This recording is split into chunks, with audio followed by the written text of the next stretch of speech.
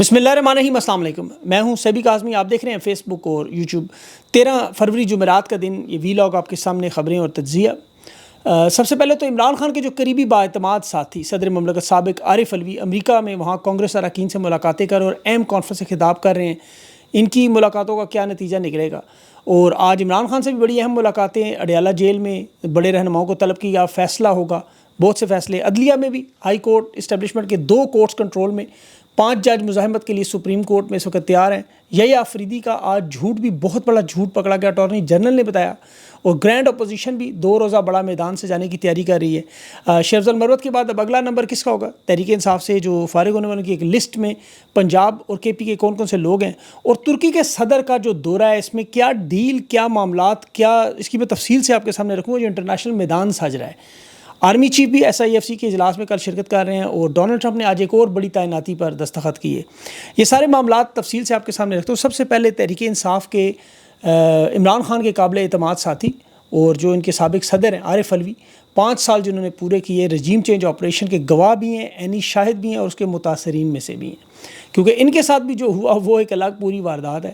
ان کے الیکشن کے احکامات کو نہیں مانا گیا، ان کے سٹاف کو اغوا کیا گیا، ان کی ٹویٹس، جعلی ٹویٹس کروائی گئی، وہ سارا معاملہ آپ کو یاد ہوگا۔ یہ اس وقت امریکہ میں موجود ہے، اور وہاں اوورسیز پاکستانیوں سے ملاقاتیں ہو رہی ہیں، قانون ساز اسمبلی، کانگریس کے، سینٹ کے اہم لوگوں سے ان کی جو اہم ملاقاتیں ہیں۔ اس میں اس ہفتے میں دیکھتے ہیں رشیدہ طالب سے دوسرے ایک اور امریکی کانگریس مین نے آج خان کی رہائی کے لیے بات کی، اور وہاں پر جو فلسطینی نژاد رشیدہ طالب بہت بڑی آواز ہیں، ان کے ساتھ یہ ملاقات بڑی اہم تھی۔ یہ تمام ثبوت عمران خان کے ساتھ جو ہوتا رہا، تحریک انصاف کے ساتھ انسانی حقوق کا کھلواڑ، جمہوریت کے معاملات، یہ وہ تمام ثبوت جو صدر پاکستان، سابق صدر جو ہیں، ان کے علاوہ کسی کے پاس نہیں ہے۔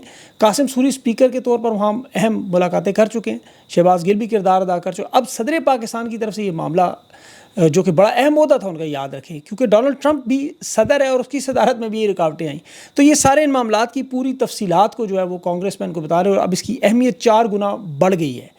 اب اس میں مجھے ویسے حیرانگی بڑی ہوئی کہ انہیں جب حکومت نے ایگزٹ کنٹرول لسٹ میں نہیں ڈالا اور انہیں نکلنے کی اجازت دی، کیونکہ انہیں پتہ تھا کہ یہ ایک بہت بڑا معاملہ ہے، یہ برداشت کیسے کر کے، یہ چیز مجھے بڑا کھٹک رہی ہے۔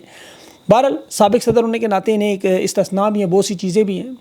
تو اس وقت جو امریکہ میں حالات ہیں، وہ رجیم چینج آپریشن ریورسل کی تیاریاں ہیں، یہ ذہن میں رکھیں۔ اور اس میں آپ کو اس کی سب سے بڑی مثال دوں کہ یوکرین کا جو معاملہ تھا، جس نے پوری دنیا کو اپنی لپیٹ میں لیا، پاکستان میں رجیم چینج آپریشن کی بنیاد بنا، اس پہ جو خرچہ آیا $500 ارب، یہ ڈونلڈ ٹرمپ ان سے واپس مانگ رہا ہے، کہہ رہا ہے پیسے نہیں دینے تو پھر جو معدنیات ہیں ہم وہ لیں گے آپ کے ہاتھوں۔ یہ یہاں تک رجیم چینج آپریشن ریورس کرنا چاہ رہا ہے۔ اس کے جو نقصانات پاکستان نے برداشت کیے وہ تو الگ ہے، لیکن خان کی رہائی پر اور اس وقت جو پاکستان کے حالات ہیں، وہ اب انٹرنیشنل دنیا میں جو نئی بساط بچھنے جا رہی ہے، اس سے سارا معاملہ جڑا ہوا ہے۔ یہ یاد رکھیں کہ پاکستان میں جو رجیم چینج آپریشن بھی ہوا اور عمران خان کی حکومت بھی گرائی، یہ جو کچھ نظر آیا آپ کو، یہ انٹرنیشنل حالات کی وجہ سے۔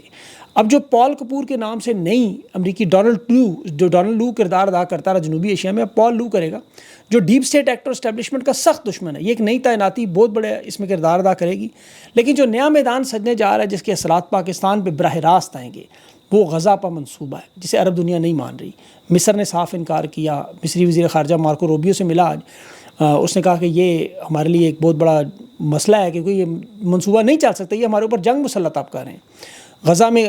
لیکن مارکو روبیو نے سے کہا، وزیر خارجہ نے، کہ یہاں کسی مزاحمتی گروپ کی اب حکومت نہیں ہم بننے دے سکتے، آپ ہمیں دوسرا پلان دیں۔ پھر پلان ان کا تو عرب دنیا سے اکٹھی ہو رہی ہے۔ سعودی وزیر خارجہ نے دورہ کینسل کیا وہاں کا، اردن کے شاہ نے بھی اس منصوبے کو تسلیم کرنے سے انکار کیا، مصر نے تو واضح طور پہ انکار کر دیا، حالانکہ جنرل فتح سیسی ڈکٹیٹر ہے۔ اب عرب دنیا یہ جانتی ہے کہ یہ ایک بڑی جنگ ان کے اوپر مسلط کی جا رہی ہے ایک لحاظ سے، تو پاکستان میں اس لیے ضروری ہے کہ یہاں ایک واحد ایٹمی طاقت ہونے کے ناطے ان کی حمایت کس طرف ہوگی، یہ معاملہ سب کچھ طے کرے گا۔ یہ ترکی کے صدر کا دورہ اسی تناظر میں بڑا اہم ہے۔ ابھی تو شہباز شریف کی جو دبئی میں ملاقاتیں ہوئیں اور محمد بن سلمان کا دورہ بھی متوقع ہے، اگر آپ سارے ڈاٹ کنیکٹ کریں تو آپ کے سامنے واضح طور پر اسرائیل کے اس منصوبے کو جو عرب دنیا میں عمل درآمد کرے، اس کی دوڑیں لگی ہوئی ہیں۔ اب کون کیا کردار ادا کرے گا، خاص طور پر پاکستان کے معاملات میں، یہی آنے والے پاکستان کی 5 سے 10 سال 15 سال کی پالیسی طے کرے گا۔ طیب رجب اردغان جو ہے بڑی عجیب و غریب شخصیت ہے۔ اب یہاں ان کا معاملہ کیوں اتنا اہم ہے، ذرا میں ان کو تھوڑی سی تفصیل آپ کو بتاؤں کہ کیا یہ خان کی رہائی میں کردار ادا کر سکتے ہیں یا جو ڈیل کر سکتے ہیں، وہ معاملات ایسے۔ یہ جو ان کی تصویر آئی کہ بایاں ان کا شہباز شریف اور دایاں ان کا زرداری 10%، ایک طرف کرپشن کی غلاظت کی تصویریں آپ نے دیکھیں۔ اب طیب اردغان کا جو عجیب و غریب کردار اس لیے ہے کہ یہ اقتدار میں 24 سال گزار چکے ہیں اور اقتدار میں جو لوگ لمبا عرصہ گزارے وہ ڈکٹیٹر بن جاتے ہیں. یہ ایک نیچر ہے ان کی. جو شروعات ہے زندگی کی سیاست کی وہ مزاحمت تھی, فوج مخالفت کی تھی, ملٹری اسٹیبلشمنٹ کا مخالف تھے, بہت بڑے اسلام پسند سیاست سے انہوں نے شروعات کی تھی, اسلامک ویلفیئر پارٹی بنائی, اور اس وقت ترکی میں ایک سیکولر فوج تھی, عدلیہ جو تھی وہ ان کی بڑی مضبوط تھی, پابندیاں ان پہ لگی, جیل میں گئے, پھر اس نے باہر آ کے جسٹس اینڈ ڈیولپمنٹ پارٹی بنائی, اور پھر فوج کے خلاف آپ کو پتہ ہے کارروائیاں شروع ہوئی. 2016 میں ان کے خلاف بغاوت ہوئی جو ناکام ہوئی, اور پھر یہ بہت مضبوط حکمران بن کر آیا, عدلیہ فوج سب پر کنٹرول آ گیا. اس ناکام بغاوت میں جو فتح اللہ گولن کی تحریک تھی وہ ان کے خلاف تھی, اس کے خلاف سخت کارروائیاں بھی ہوئیں, میڈیا پر پابندیاں بھی لگیں, صحافیوں کو پرچے بھی ہوئے, 15 کے قریب گرفتار, مسنگ, انسانی حقوق کی جو خلاف ورزیاں ہوتی رہی وہ ایک پوری لمبی داستان ہے. فتح اللہ گولن اور اس کی پارٹی اس کے حامیوں کو آج بھی سینسرشپ کا سامنا ہے, اپوزیشن رہنما بھی قید میں ہیں. اس طرح ان کی اگر آپ خارجہ محاذ پر کی پالیسیاں دیکھیں تو اس میں بھی ان کا بڑا دوہرا کردار نظر آتا رہا. شام کا جیسے معاملہ تھا وہاں بشار الاسد کی حمایت بھی کرتے رہے, پھر اس کی مخالفت کر کے باغی گروپوں کی حمایت کی, پھر ایران کے ساتھ کے تعلقات اچھے تھے, پھر وہاں تناؤ آیا. اب اسرائیل کے ساتھ ان کے بڑے گہرے تعلقات ہیں, حالانکہ یہ فلسطین کی بھی حمایت کرتے ہیں. اب یہ آپ کو سمجھ نہیں آئے گی یہ کس طرف کھڑے ہیں, یہ دونوں طرف وکٹ کے کیوں کھیلتے ہیں.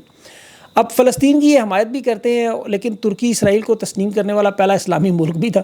اب سب سے زیادہ ان کے جو گہرے تعلقات اسلامی دنیا میں سفارتی تعلقات ترکی کے ہیں اسرائیل سے. 2022 میں اسرائیل کا صدر بھی وہاں آیا, 9.6 ارب ڈالر کی تجارت بھی جاری ہے, اور یہ انسانی امداد کی وہاں فلسطین میں بھیجتے رہتے ہیں, وہاں بھی مدد کرتے ہیں. آل شریف کے ساتھ بھی ان کے پاکستان میں اس طرح تعلقات ہیں, ذاتی نوعیت کے پاکستان میں ماضی میں, اور جس طرح آپ کو پتہ ان کے ہر ملک کے صدر اور وزیر اعظم سے ہوتے ہیں, شاہی حکومتوں سے ہوتے ہیں. خان کے ساتھ بھی ان کے گہرے تعلقات اسلاموفوبیا کی تقریر کے بعد بنے, ترکی کے ڈرامے بھی پاکستان میں آنا شروع ہوئے. اور پھر جب سعودی عرب کے ساتھ جو تعلقات میں خان کی حکومت نے پہلی دفعہ رکھنا پڑا تھا وہ بھی ترکی کی وجہ سے تھا, جب یہ ملیشیا ترکی کے ساتھ مل کے ایک بڑا اسلامی اتحاد بنانے کا معاملہ تھا, بڑا میڈیا سینٹر بنانے کا, جس پہ عمران خان سے اس وقت سعودی محمد بن سلمان ناراض بھی ہوئے, اور خان کو وہ دورہ ملتوی کر کے جانا پڑا سعودی عرب معاملات کو ٹھیک کرنے. اب وہ خان کو فرنٹ پہ رکھنا چاہتے تھے میڈیا میں.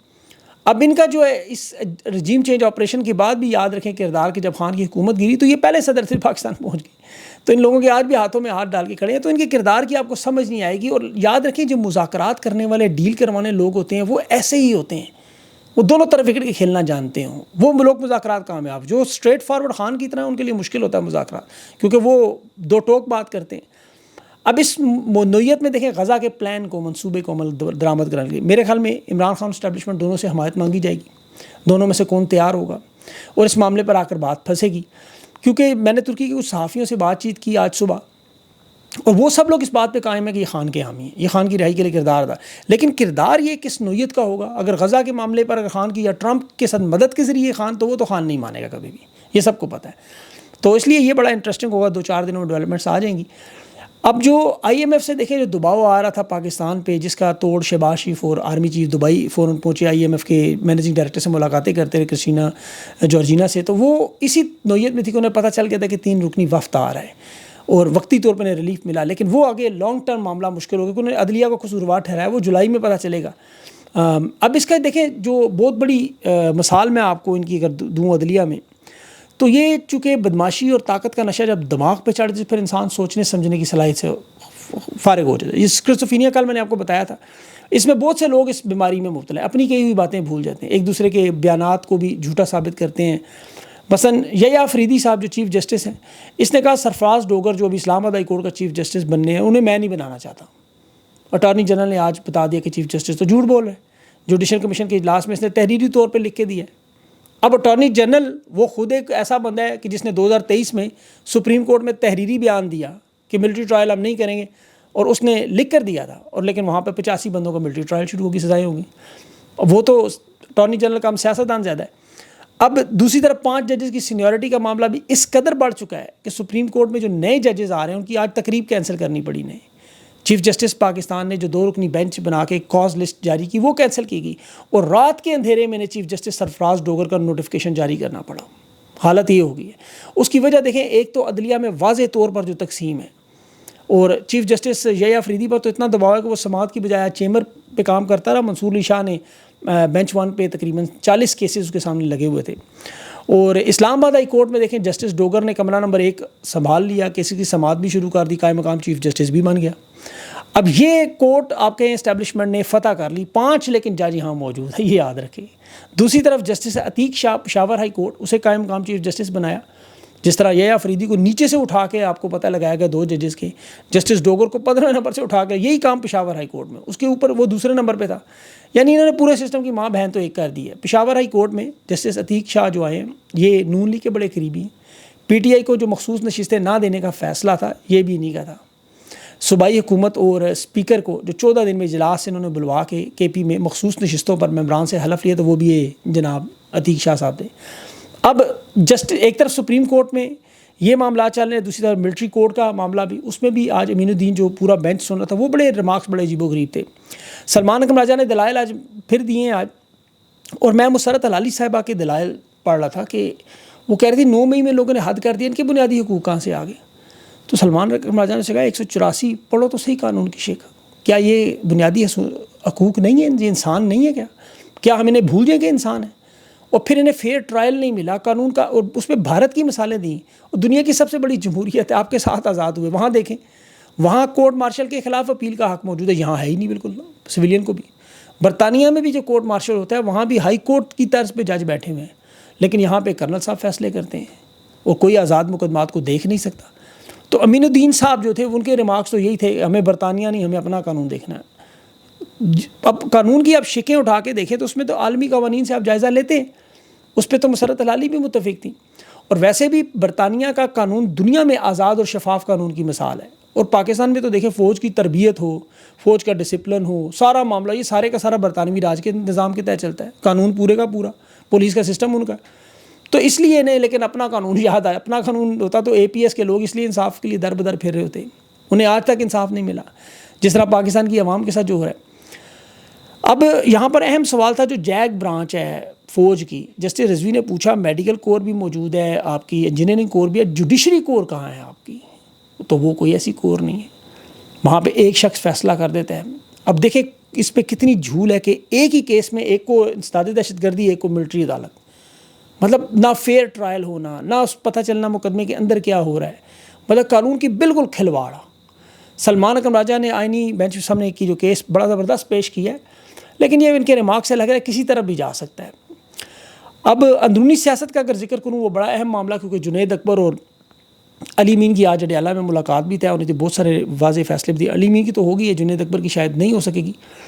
اب کے پی میں بھی 2 مزید لوگوں کو پارٹی سے نکالنے کا عمران خان کو کہا جا رہا ہے کہ یہ لوگ ہیں، ان کی پرفارمنس ہے۔